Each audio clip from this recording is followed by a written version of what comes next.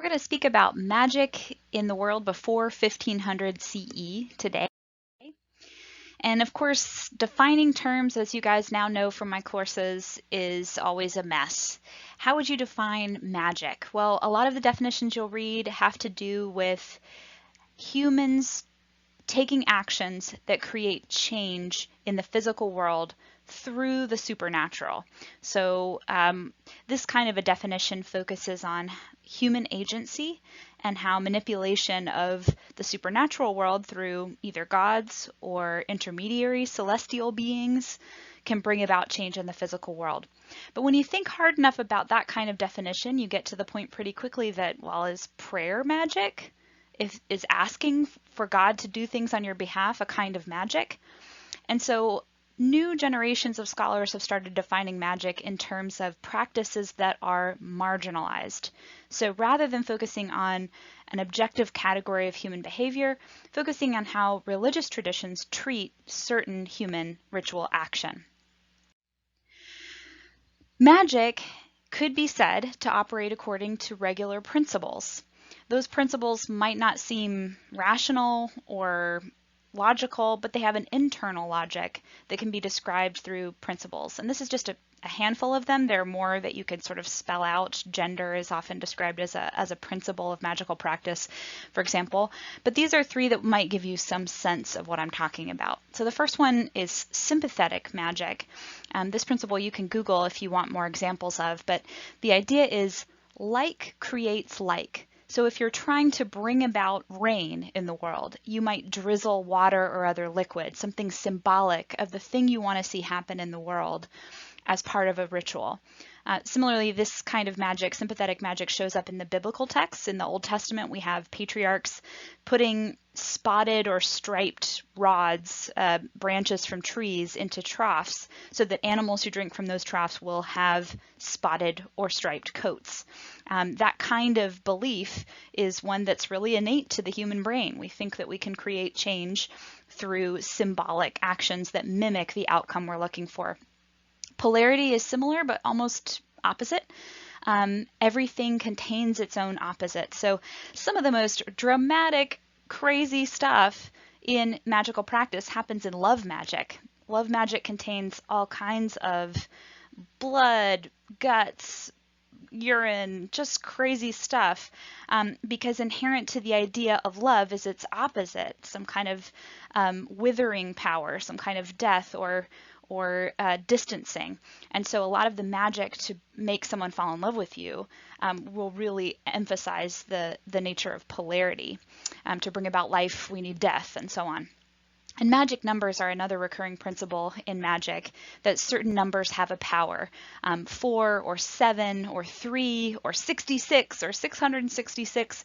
Each tradition has its own thinking about numbers, but the idea that the very numbering of the things you're doing in ritual could have power is a recurring one in human history. Another helpful way to think about magic as a religious practice is to think in terms of passive magic versus active magic. So passive magic is the kind of thing that you might have already in your life, a special object, a necklace, a lucky key ring or something that you keep on your person that's giving you good luck, that gives you a special kind of protection in the world. Maybe you don't talk about it that way, but that's a sort of passive amulet that you carry with you that brings you some kind of positive outcome. Active magic might involve you or another religious practitioner carrying out different steps. So following a spell or a ritual, creating the magic through a ritual series of formula, practices, behaviors, and so on. I'll give you a little example of both, and then we'll move into some historical cases. So passive magic, some ways to think about this. We have the words amulet and charm that you may be familiar with, or my lucky socks, my lucky hat, especially if you're a sports fan, you might have something like that.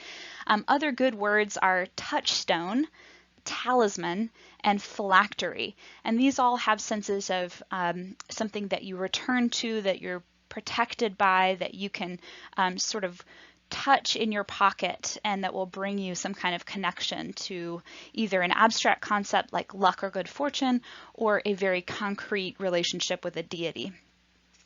Amuletic, prophylactic, apotropaic, and protective are all adjectives that are used to describe these kinds of behaviors. So if these show up in the readings or ring any bells for you, this might help center your understanding of passive magic.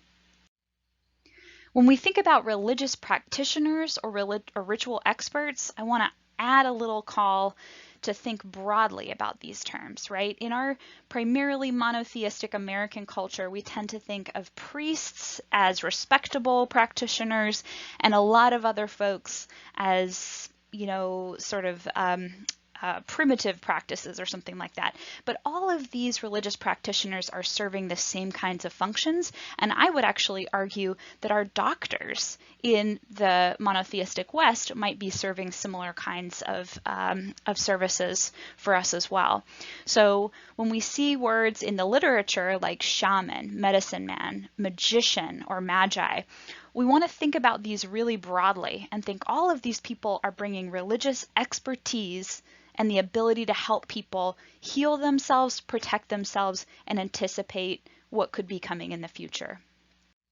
Especially when we ourselves are writing about ancient practitioners, we want to be careful that we're thinking about this neutrally. So archaeologists of religion often use terms like ritual specialists or religious specialists to broaden that net and say, we don't know what these people were doing. A lot of what they do might not fit perfectly into the role of a priest, but we want to respect what they were serving their communities with. In particular, I'll draw your attention to the term witch doctor. If you've ever heard this term before, it's probably in a pretty negative context.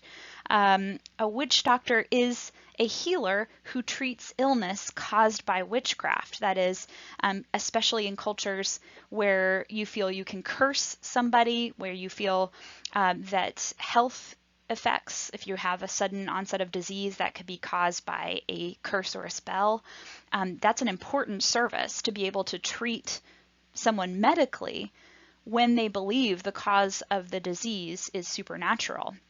And so in this context especially, we have to be careful that magic and witchcraft are terms that we as scholars of ancient religion or of practices elsewhere in the world are projecting our own beliefs about what is valid onto these cultures. And the fact of the matter is, witch doctors do excellent work. If you are in a culture and you believe these things, they are effective in treating your illness in many cases, right? We are only beginning to understand in Western medicine how strong the placebo effect is. Not that it's in your head, that it's actually a real way we heal our own bodies through structuring them in our social beliefs. So any religious activity that isn't housed in a temple or approved of by the state can be described as magic, right? That's where I want to keep landing on this. So let's look at some historical examples. So we've already started exploring empires of the first millennium BCE. I want to take you into the first millennium CE a little bit more. In the Roman and Byzantine periods in the Mediterranean world, here's our timeline. We're talking all the way up to our Ottoman Empire. We have complex magical and religious practices emerging as Christianity spreads, interacts with various polytheistic faith systems, and begins to sort of come up against other competing monotheisms. A lot of the examples we have from the ancient world are going to be in the form of amulets, either amulets that were buried with the dead or amulets that are depicted in art. So this is a delightful mummy portrait, just a piece of wood painted with a portrait of the dead person and then strapped on with linen straps around a mummy's face. This is from about 200 CE in Egypt, and this little boy has a kind of funky haircut that indicates he is a devotee to the cult of Isis, an Egyptian goddess. And around his neck, we have what's probably a little rolled up scroll. That scroll could be in a metal case. We have examples of this archaeologically, but that may be a piece of sacred text, a prayer, an excerpt from a hymn, some some evocation of a god, maybe even just an image that this boy wears around his neck as a protective amulet. When we use a term like late antiquity, we are referring to the Roman and Byzantine transition when the Roman Empire is divided into West and East. So the Eastern Empire and the Western Empire, and this is where we get that term Byzantine. So we're talking about something like the 3rd through 8th centuries CE. It depends on how you divide this, but late antiquity is a long period, and it has to do with the destabilization of the Roman Empire to early Muslim conquests. So during late antiquity, I can give you a few more examples. First of all, late antique amulets are fascinating and explosive. We have a ton of different kinds of amulets. One of my favorites are these uterine amulets. The uterus, our organ that every woman on earth has, was giving people problems even in the ancient world. We have amulets that depict a kind of stylized uterine figure. Maybe it's a goddess face. These are often faces with emerging snakes, and they evoke the womb. It doesn't always make perfect sense. It's a very sort of abstract language that gets used, but here's one example. Womb, black, blackening. As a snake coil, as a serpent hiss, as a lion roar, and as a lamb lie down.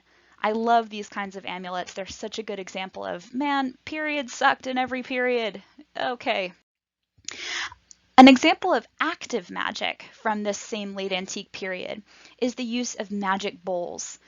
I actually like calling these demon traps. Incantation bowls are another word for them, but they are literal ceramic dishes that were produced in Mesopotamia and Syria in the 6th through 8th centuries CE.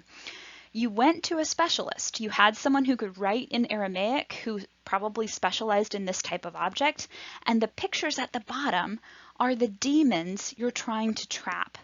So you have an image of the demon, you use the demon's name, and you repeat a prayer in circular form so that when you bury these bowls upside down under maybe your doorway, right outside your door, you have prevented a demon from entering your home.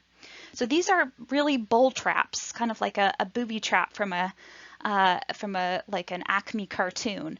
But these are religious objects that were extremely common relative to an expensive practice that only the elites would have had access to. We have hundreds of examples of these in various sizes, and we have some really common recurring patterns that words spiral from the inside to the outside of the bowl's interior. They quote the Bible, and they often depict demons, which, if you look carefully, are often shackled around the ankles or wrists, or they're bound up, they're tied. The idea is you are calling on the God of the Bible, Yahweh, or on specific angels to come and trap these demons for you. Finally, as an example, the Testament of Solomon is one of the most elaborate collections of active magic in the form of spells. These are written in Greek, and they tell the story of Solomon building the temple in Jerusalem, but they fill that story from the Bible with all kinds of intermediary celestial beings. So in this version, Solomon calls on demons and basically commands them with the power of spells and prayers and with the use of a specific ring to build this impressive temple to Yahweh. Some chapters emphasize the power of Jesus over Solomon, and so scholars see those chapters as being later additions to sort of Christianize this collection of spells. But it actually ends sort of badly, that Solomon ends up falling prey to the so-called dark magic side of all of this, but it was still used as a spell book or a magic encyclopedia for hundreds of years, so probably this was a warning to folks. You can't rely on magic for everything in your life, or it will go badly for you. So we have curse tablets, we have all kinds of other practices. People were afraid of unseen beings, unseen diseases. Having no theory of germs, meant it was really a scary place to be in the world. And so we could say a lot more about ancient magic practices. You'll get to explore some of this through the 3 articles in the magic lesson for this theme. Good luck with all of this, and I'm happy to answer questions in our virtual chat rooms.